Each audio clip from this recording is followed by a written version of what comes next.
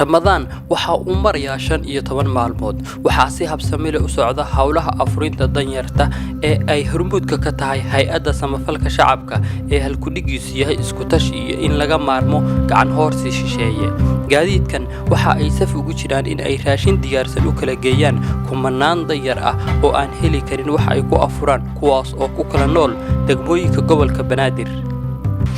maalin kasta waxaan qaadaa raashin iskugu jira bariis hilib timir iyo biyo waxaan u qaadnaa dad danyar oo ku nool degmooyinka gobolka Banaadir inkastoo aynan gacanteenu wada gaarin dadka danta yarta ah laakiin markasta sida loo kala baahi badan yahay ayaa u gaarsiinaa degmooyinka qaar aan wax geyno waxa kamid ah degmada Shibis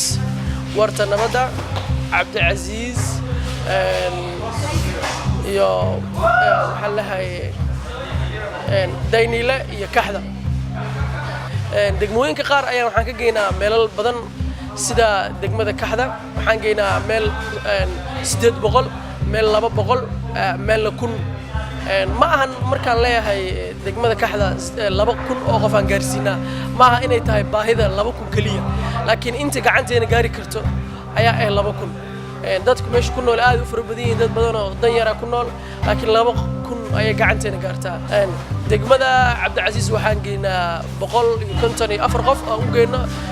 arday oo darbi jiif iskugu jira iyo agoon oo ku xariisan kadare degmada Daynile waxa jirto meelal badan ka geynaa meel waxaan geynaa 300 meel waxaan geynaa 250 isbitaalka arintiisa nagu soo bilaabatay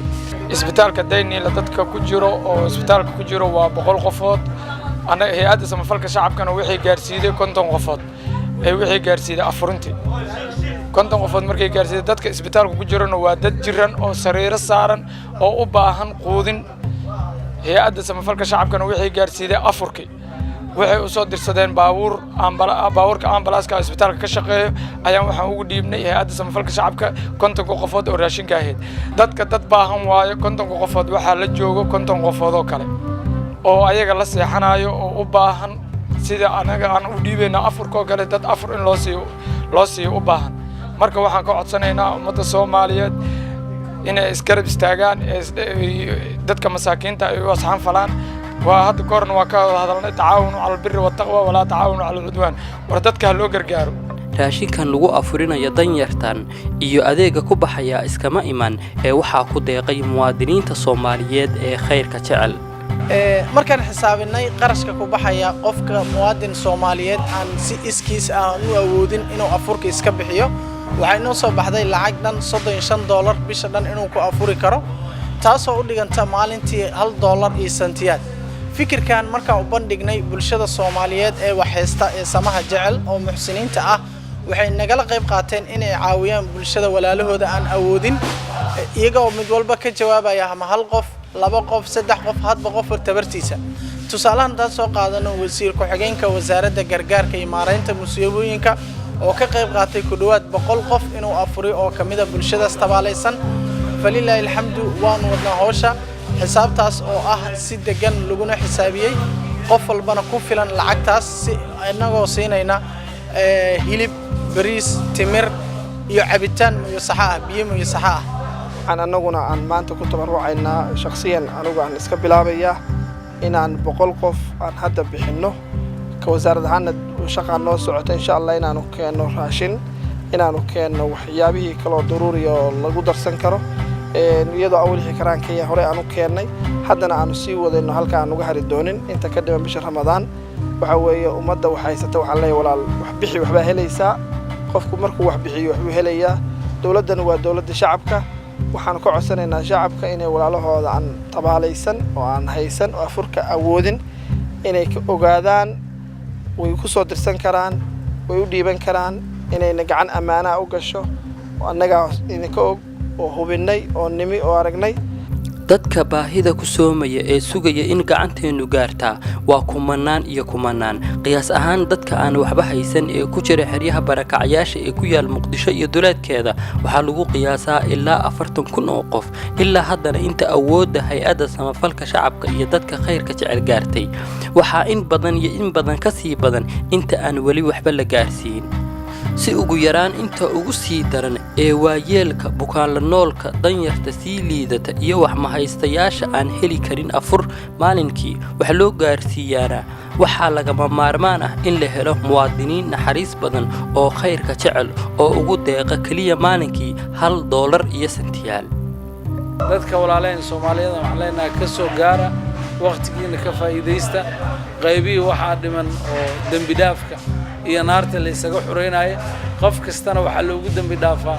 ama naarta looga xureeyaa inay amal khayriya qabato. amalka khayrigaana waxa ugu horeeya sadaqada. waxa leeyahay soo dhawaada sadaqada waa moosibkeeda ugu fiicnaa. qof walaalka oo baahan oo afuris u baahan oo ku faraxsan maanta luqmada yar oo arkaysan oo la bixinayo adigana aad dareemi kartid waxa cunaysid qof kasta maskaxdeeda ka shaqaysiiso maalin walaalka afuri hadaa mid labaad ku dari karta afuri hadaa mid saddexaad ku dari karta afuri hadaa mid afuri weyso 5 maalmood afuri 10 maalmood afuri soo dhawaada waqtigu waa dhimayaan leeyahay waxaanu ku soo gabangabeynaa dadkii wax bixiyana Ilaahay aaqiradooda iyo adduunkooda ha ku dhooro xoolahoodana ha barakeeyo dadka aan bixina waxaan ku baraarujinaa inay wax bixiyaan waqtiga dhimana badan saasaanu ku soo dhawaada sallallahu alayhi wasallam.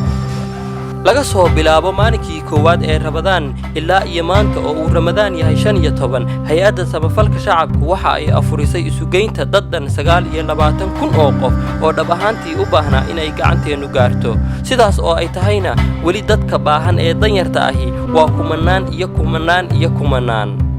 markii aad tagto goobaha lagu afurinayo danyarta ama goobaha ay ku nool yihiin iyo markii aad si dhow ugu guurgasho xaaladda duruufeed ee ay la nool yihiin dhab ahaantii waad qiiroonaysaa. waxaad arkaysaa waayeel gaajo la nool ah iyo wax ma haysato yicis ah.